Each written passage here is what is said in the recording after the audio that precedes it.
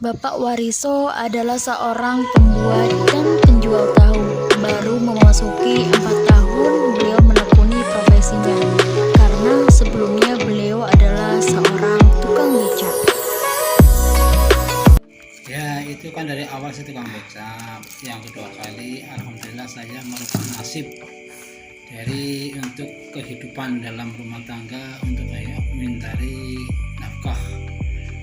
Saya bikin tahu dari 2018.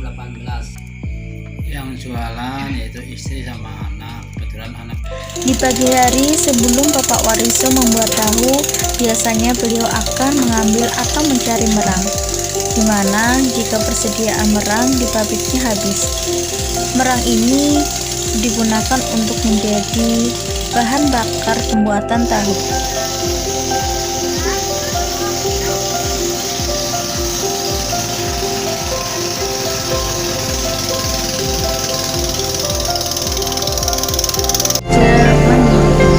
Karena tidak perlu berelok, mengandalkan tenaganya sendiri dan anak-anak.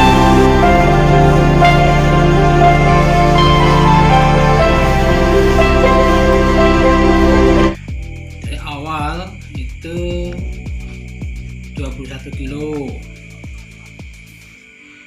21 ya, sampai sekarang alhamdulillah sudah mencapai setengah kintal. Kemudian kedelai direndam selama kurang lebih 3-4 jam, di mana proses ini agar memudahkan proses penggilingan. Kemudian merang digunakan untuk bahan bakar, yang dimana trim yang telah dimasukkan air akan dipanaskan sampai mendidih, karena Bapak Wariso membuat tahu secara modern, yang dimana menggunakan uap air yang telah dididihkan. Kemudian masuk pada proses penggilingan kedelai. Dalam proses ini, kedelai tidak hanya dihancurkan oleh mesin, yaitu kedelai harus dialiri oleh air agar tekstur bubur kedelai yang dihasilkan menjadi bagus dan lebih halus.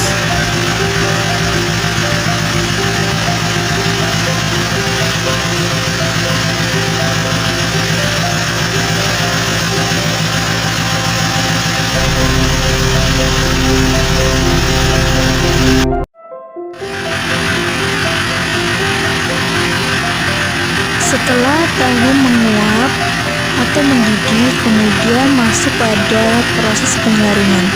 Di sini sari dan ampasnya akan dipisah, karena pembuatan tahu hanya diambil sarinya, dan ampasnya biasanya akan diolah kembali oleh para pedagang seperti tempe gendus ataupun diambil untuk menjadi pakan ternak.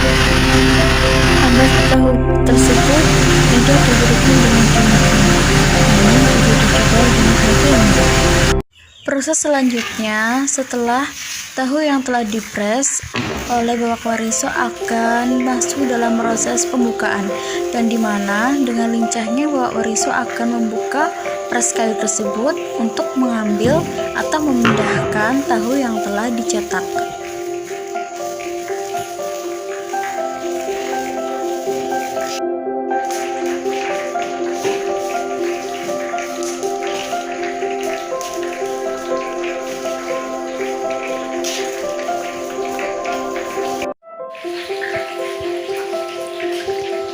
Lalu, tahu akan didiamkan untuk beberapa saat, di mana proses ini bertujuan agar tekstur tahu lebih baik dan kadar air berkurang.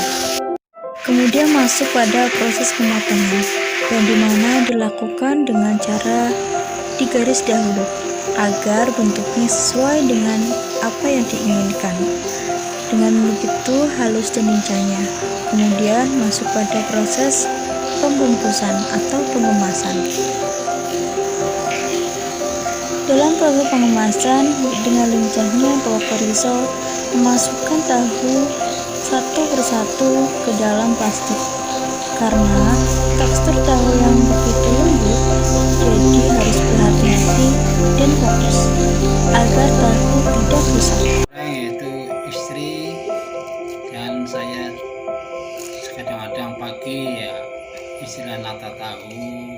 supaya cepat dijualnya. Setelah tahu didiamkan untuk beberapa jam, kemudian masuk dalam proses penggorengan. Tidak lupa minyak yang akan digunakan untuk menggoreng harus benar-benar sudah panas.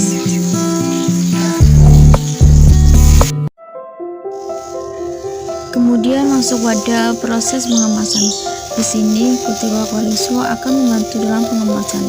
Untuk harga sesuai dengan ukuran, untuk harga 500 untuk ukuran 12 cm dan untuk harga 400 untuk ukuran 11 cm.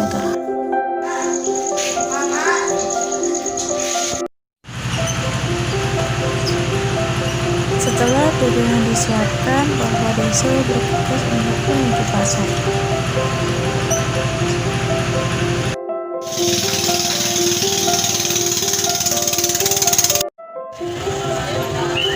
Sampai pasar, istri Pak Waliso akan menempatkan di lapak dagangannya sendiri, tanpa harus menyediakan dagangannya karena beliau sudah memiliki beberapa pelanggan.